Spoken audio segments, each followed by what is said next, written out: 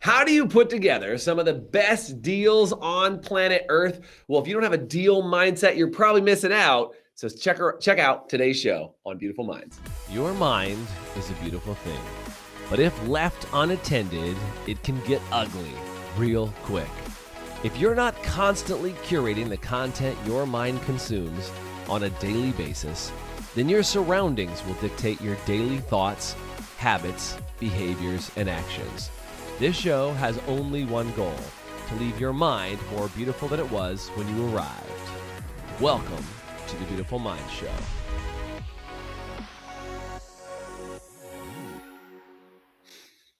Welcome to today's show. I'm your host, Jason Everett, hanging out, talking about how to make you even more beautiful mind than you had before. And today is actually a really amazing, special day because I got a good friend of mine. His name is Cam Rowland, who's joining us. What's up, Cam? Glad to have you on today. Good to see you, man. Hey, man. Awesome to be here. Great to see you. Dude, it has been too long since you and I have had the privilege of hanging out together, but I am beyond excited. First of all, if you didn't notice, Cam is Canadian, if you missed that in there, by the even just the quick how's it going. And the other thing I want to say too, as we get into today, is Cam actually has been, I've known Cam for a really, really long time. And Cam, you were a client. Can't even remember how many years ago it's been now. But for years and years, you were a client. We worked together to put together some really cool stuff, and you were making all these deals happen. And now you not only put together some of the best deals on the planet as far as like these real estate transactions and deals. We'll get into talking about that today too. But now you coach people on how to put together deals themselves. Is that correct? Yep, absolutely. Dude, so I'm pretty stoked about that. And let's talk about the type of deals that you do, because I think this is a really big deal. I don't think a lot of people know about lease options or about rent-to-own properties and things like that. Do you mind just taking a second and explaining what that is for a hot minute? Yeah, you bet. So basically what it is a creative approach to real estate. Like when I started out, I read Rich Dad Poor Dad by Kiyosaki. And then so I did kind of what any newbie does. Goes out, looks at retail housing and gets a traditional mortgage, which is all great. But you start to hit a wall after a while. And so I hit a wall where, I think I was at 5 or 6 properties and the bank said I was over leveraged now. They wouldn't lend to me anymore. Yeah, you're too crazy. Yeah. So that's when I started shifting my mindset and started looking at doing deals a different way. And a big part of that is essentially no money down deals. And lease options is a great way to do that, where you can control a property with virtually no money down. And so back in 2010, I did my first one of those, and it totally changed my world because I went from, it took me 5 years to get to 5 doors leading up to 2010. Then I learned this strategy, and then I went from 5 doors to 45 doors in 5 years. With not qualifying for one mortgage. And I used other people's money for down payments. And so I controlled all those properties, even though I wasn't on there with a mortgage. Yeah. So there's so many different ways you can structure it. That's really kind of the basic way that I unpack it. Dude, I love it. And by the way, if you guys are into properties and you want to know more about properties, do me a favor and type in properties. Because in the vein of Beautiful Minds, we talk about how do you put together things and create a life to make your mind more beautiful. And this is the thing, Cam, is that when I hear you talk about this, is your mindset to go to 5 properties in 5 years, to then have one simple change in your mindset to go from 5 properties in 5 years to 45 properties in 5 years because of one really simple shift. And like you said, and I've been experiencing this a lot lately, Cam, is like as you grow in your wealth and in your finance and other things, you kind of get to a point where like you no longer fit into the traditional mold where most people can have a conversation with you. To your point on going to the bank, right? You go to the bank and they're like, I'm sorry, sir, you have too many properties now. 5 properties, that's getting a little crazy for us. And you're like, okay. But now your reality is, and I don't know if you have more than the 45, but like, the idea is that, and then the next 5 years, you now have 45 properties, and that's your reality. What would you say was the biggest mindset shift for you, Cam, from going from like, how do I scrape to get to my first 5 to now I have 45 properties or 45 doors under management? a really simple concept. I actively, and I still actively do it. I take the word "I can't" out of my Yep. thinking, and Yep. I Yep. and I brainstorm, how can I? Yeah. And Totally good. that's obviously very oversimplified, but it's the truth. And That it's is really it, getting dude, out of for your sure. own way. And I think that applies to everybody. If somebody can type that in the chat for me, not I can't, it's how can I? And I know, Cam, you and I both are big Kiyosaki fans. You know, we've done a lot of work with him over the past. And I think that is one of the things that he taught me a long time ago, and was just like, dude, if you're just going to run around and say, I can't, and not say, how can I, you're already dead in the water.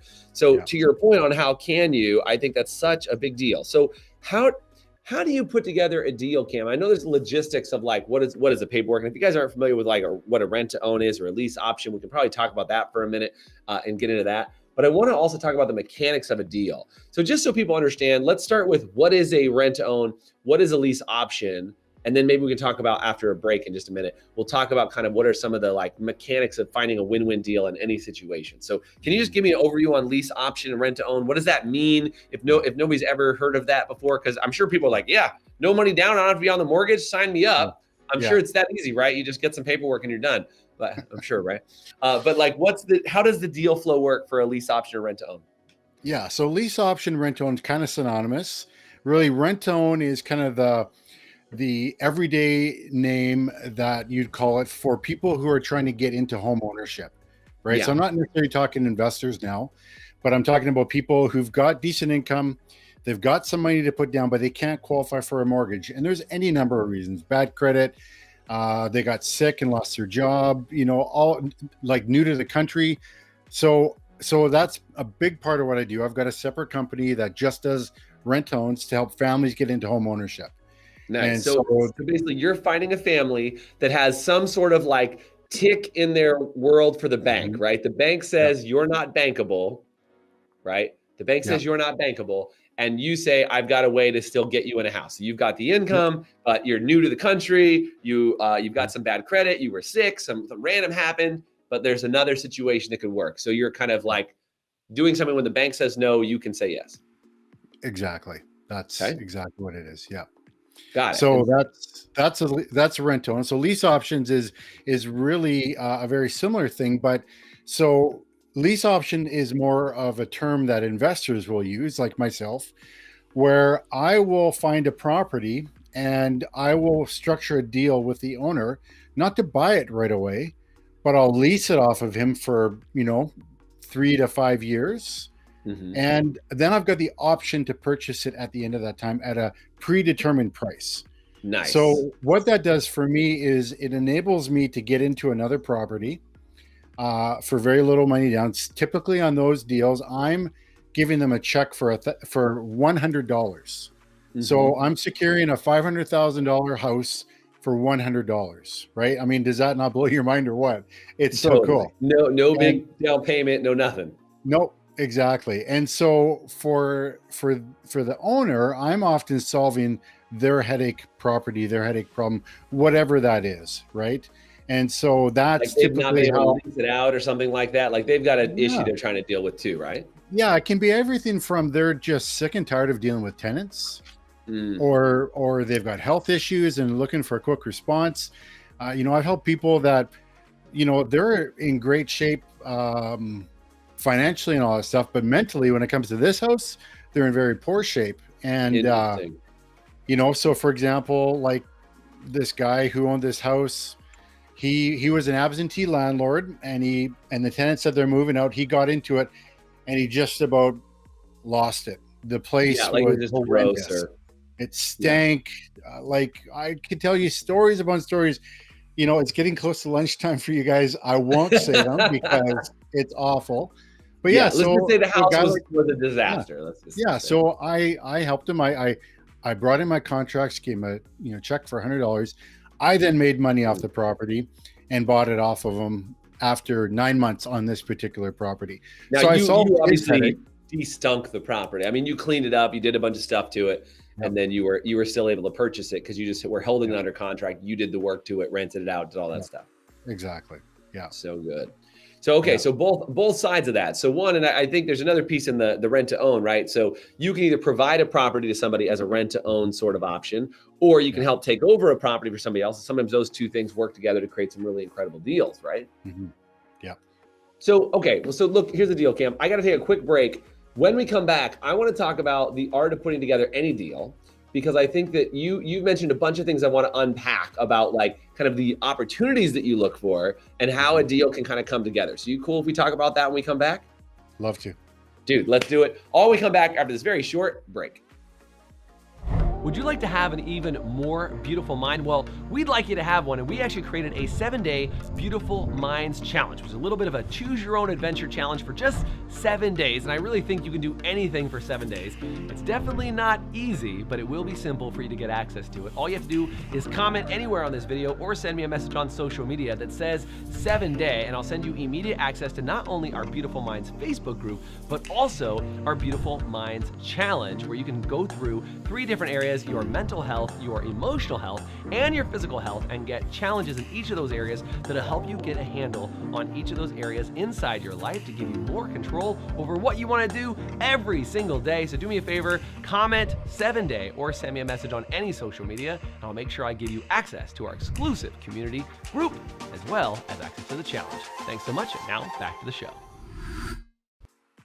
So we're talking about deals with my homie, Cam Rowland, all the way up from Canada. Dude, so good to have you on. Really excited to have you here. We're talking about these deals, and you like very casually just were like, we went from like 5 properties up to 45 properties when I made this mindset shift. And, I just take people who, and like, I always love when you talk to people who actually do a bunch of deals, because like the more you do, the like more just normal it becomes, right? You're like, I've done this 45 times, like no big deal. But I think to most people, they don't see like owning 45 properties as like, oh yeah, no big deal, super easy. I just have some paperwork and stuff. You just do, like, I just secure properties for $100 down, and then I just do a quick rehab. Most people, the rehab freaks them out. Putting the deal freaks them out. That like, there's so many stopping points, Cam, in a deal that kind of stops people from just moving forward in the first place. What is it about putting together deals? Whether it's, to your point, like how do I want to ask you this? I refer to something as called triggers, right? Is that like there's a trigger that says that there's a deal about to happen, right? It's like you meet a couple, to your point, high income, but they just moved to the country. Like that's a trigger point in their life that says something needs to happen now. They got a family, they need to find a place, but they don't have credit in the local country or whatever it is. How do you try and figure out when it's a trigger moment or a deal moment, or how do you know when to put something like that together? As I guess my question. Yeah, it's similar to that. You just work on stuff. I mean, obviously it's very important that you're clear on what you want in the first place, right? So that doesn't have to be a grandiose goal. I mean, talking about your why, that's a whole different subject matter. But if I know that, I want to get one deal done in the next month, that's got to be crystal clear, and everything I do needs to go towards that. So from that, it's knowledge and then taking action, right? Because so many people will study, never take action, and you never know when the next deal is going to come on. So that's why you got to take action on what you've got in front of you, right? So if I'm looking for a property and it meets some of my basic initial criteria, then I pursue it. If it doesn't, I don't. I keep looking. But then I get to that next level of due diligence, and rather than doing analysis paralysis, where I look at all the numbers and I look at all the different things that could go wrong with the property. Right. That happens. Yeah, it happens. And then it's like, okay, then I got to go to the next level where I actually take action and, keep pursuing that. So, it's really about that. That's what I see so often in people who are trying to grow, is there's the action side, the knowledge side, which includes a lot of fear, right? What if, like someone asked me first time I met them, their mind went, well, what's your worst deal that you've ever had? Like, yeah, if I focus on my worst deal, I wouldn't do anything, right? But I focused on, everybody's got a horror story, man. What can I do, right? And it's about taking action and going to that next level. So that's really where I go from with that. That's actually a really good point, Cam. Is to your point on like, there's the knowledge of like, hey, this is about to be a deal, right? Like, like I've flipped cars and I've done property deals and I've done all kinds of stuff. And it's interesting you even bring that up because you're reminding me of a deal I did up in Lake Tahoe. I was trying to buy a vacation rental. I think we even talked about it, right? I might have called you about it. I was looking to buy a vacation rental, and like the more I looked at it, the more I did due diligence, I started getting to that mode of like, well, what's the worst case scenario? And you're like, well, the worst case scenario, well, I would never do the deal. Like I would never do it if I look at the worst, like the building could burn down, I could get sued by the city, like all this stuff. I'm like, well, geez, it's not worth the risk. How do you kind of balance out that, like that level, Cam, between like in your due diligence process of like, here's the worst, but then also here's the best case? How do you kind of land in an area that you feel comfortable in that risk? Yeah, you know what? That's a really good question. It really comes down to just moving forward, right? And it's like riding a bicycle. The first time you ride a bike, you've got to learn about it, but then you got to get on the bike and you got to start pedaling. Now you're going to make mistakes, but to gain that balance and the momentum, you got to keep moving forward, which means that you got to make offers on properties, and you got to then do the due diligence where you say, no, that property is not for me, and then stop from there. But I mean, a big part of that is working with others who can help you, right? Yeah. Kind of like training wheels on a bike, right? Who do you have that can help you, and help you do that so that you can make forward progress? Dude, I had no idea that your bicycle background was going to lead to the biggest analogy of the entire day, but I did like how that like very smoothly and very subconsciously was sitting there this whole time right behind you. Because it is, to your point, is a little too far to the right, a little too far to the left, and you're going to fall flat on your face. But the game is, can you balance out the risk and balance out the reward in order to stay there? Can you find somebody who's like training wheels, who can help you out or hold you up when you've not done it before until you get comfortable riding that balance? Dude, that analogy is smoking. Not only because the background behind you looks sexy as hell, but because the analogy is good. Yeah, it is. Dude, I love it. So just because I want to make sure people hear about it, how would people connect with you? If somebody said, I really like this type of deal structure, Cam, I'd like to get into properties, how do people find you if they're like, I want to start doing stuff like this? Do you have a website they can go check out? I do. Creativeinvestor.ca. Dude, and I'm on Facebook.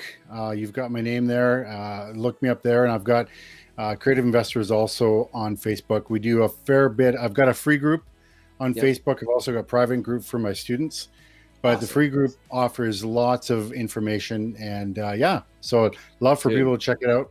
It'd be awesome. Yeah, I just would highly. I mean, look, Cam is a really good dude. I just want to say, I've known you for years and years, and I love how you work. And Cam, I was with you through property highs and property lows, kind of everywhere in between. And I loved how you worked through that whole process, because I think that so many people, it's hard to bounce back when it's down. It's easy to celebrate when it's high sometimes. But I think knowing, to your point, that you're a well-balanced structure, I think is really, really incredible. So, are there any, Cam, and I don't mean to like make you give too many secrets out here, but like going back to this idea of putting together a deal, what if it wasn't a house deal? Let's talk about something kind of outside of your norm, but just talk about like what applies to anything else. Like, let's say somebody just wants to do a deal. They want to land a good job. They want to, do something that they've never done before. Maybe it's even negotiate a lease for a building they're trying to move into. How do you know if it's a deal, like in your mind? You mentioned this, you mentioned around due diligence, you mentioned some of this stuff. How can you kind of know if you're getting into a good deal or not in your mind?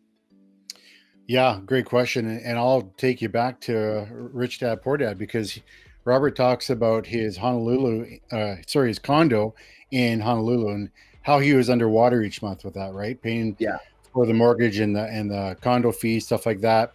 I can't remember the numbers, but let's just say that there were $1,500 a month that he had to cover, but his rent was only $1,200 a month. Well, you're underwater from day one, right? And so looking at a deal, it's like, okay, whether if it's a house or, and that do the benefits surpass the expenses, right? And that's really what it comes down to. Yeah, and I think, again, if you look at that in a job perspective, is you got to look at it. And we just did this. We're hiring on some new team for our crew. Is like you got to look at all the benefits that go along with the position, right? And again, if you're somebody who's trying to hire somebody, you got to say, what are all the benefits that we can create as a part of this job? It might be work flexibility. It might be more than just finance. It might be their opportunity to learn, their opportunity to grow. And to your point, is all of a sudden those benefits start to change your perspective on the position, even if, to your point, it's underwater. Hey, I took a pay hit to take this job, but this job is going to give me exposure to things I've never done before, or something like that, right? Yeah. And like, you know, same thing in a lease. I know a lot of people have tried to figure out like lease negotiations and things like that. I had a friend of mine that I talked to the other day, and he was just like, I don't know, man. I don't care if I do a good deal or not. I just trust people around me to make sure that I get a good deal. Like, just like kind of blindly trusting that everybody's out to do a good deal. In your experience, Cam, have you found that everybody's out to do a good deal? What's in it for you? What's in it for me? Let's all do a good deal. Or what's been your experience around that as far as trustworthiness and deals, and how do you vet that option? Yeah, you got to trust, but you also got to verify, right? And, you know, you can't, like, if you're the CEO of your own company, whether you are an employee or you actually run a company, you've got to be accountable for everything that you do, right?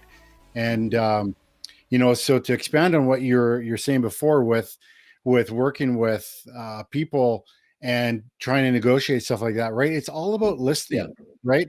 And what I'm always constantly trying to do is I'm trying to listen, trying to build rapport with whoever I'm negotiating with, so that I can truly understand what their needs, what their wants and their desires are, so that I can address those as I'm negotiating, right? Because if I don't listen and I only present what I want, you know, I might get the odd deal done, but it won't be that great. Whereas if I can understand what their needs are, and speak to that and help solve their problem while making it a win for myself, well, then now you're golden, because now you're both winning. It's way better, and that sort of stuff reproduces as well.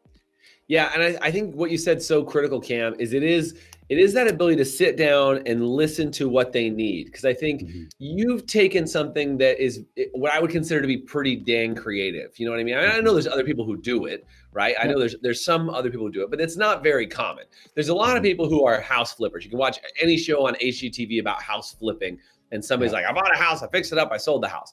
Your specialty is in finding unique situations and matching the buyer and the seller. To your point, the seller who's like sick and tired of dealing with the property, that they just don't want to walk in the door again because emotionally they've got some hiccup or hang up with that property. And then same thing, taking a probably like what many people might consider to be a rare buyer, right? Somebody who just moved to the country, trying to figure it out, or had some credit issue or health issue or whatever. How do you go about, like, you know, creatively connecting those people? How did that come about? Or was that just something that like developed out of doing 45 deals? You kind of see the pattern that emerged. Yeah, absolutely. A pattern emerged. And really my first one was, I actually got a friend. They actually came to me and said, hey, can we invest with you? We see what you're doing on your 5 houses. We don't know what to do with this, but we want to invest. Can we invest with you? It's like, okay, let's figure this out. And so I went out and found someone who couldn't get into home ownership, and I found the house, and then I brought in my investor friend. So it's a package, right, that I put together. So you brought in the buyer and investor, and you were in the middle of it. Yeah. And so, basically, I mean, for those who've never done a deal like this, their head might be spinning already, but you know, I had someone help me put together my first deal. But then after that, it just became this pattern that I kept doing over and over again, right? It was after my first deal that I really created something, right? I created money up front, monthly cash flow, and money at the end of the deal, really out of nothing. And by putting these pieces together, and, you know, but a month after that, you know, I got a check for 22 grand up front, and it was like, holy smokes, this is totally duplicatable. Why can't I keep doing this? And that's what I did. And that's why I scaled up to, you know, 45 within those 5 years. I remember seeing as you were getting those checks and doing those deals, and it was like you had your cash flow growing and the cash growing. I was like, dang, these are good deals. I remember seeing that happen over and over again when we were working together. And I was always really stoked for you, man, because I think I like that the idea that you've changed in your business structure is called the creative investor, because, man, if that's not what I got out of this call with you today, is just your ability to be creative in a space and take a deal that some people might cast aside and be like, no, that house is trashed, or like, you know, I'd have to buy it and fix it and flip it, and I don't have enough cash to do it and whatever. Like just that idea that we started with. And Amy, thanks for writing that down. It's like, not, I can't, it's how can I, is you're taking deals that are other people's can't deals. Like that investor who had that junky property is like, I can't deal with this property. That buyer who said, I can't buy a house because I can't buy it because my credit is low, because I just moved to the country, because I have this issue, I have a brand new job, I can't do a deal. And you figured out ways to say I can when the bank says I can't, when the government says I can't, when the contractor says I can't. So I just love that that's the creativity you bring to the table. It makes me really, really happy to know how successful you've become and as you're continuing to grow. And I just, man, if any of you guys are interested in doing some deals, maybe up in Canada, you should probably chat with Cam because he at least can probably point you to some other places or maybe help you do some yourself. And if you want to get into that type of deal, these rent to own or these lease option properties, I know Cam is the man to speak with about that type of deal. So one more time, Cam, where can people track you down? What's the website again? You said creativeinvestor.ca? Yep. Creativeinvestor.ca. You can find me on Facebook.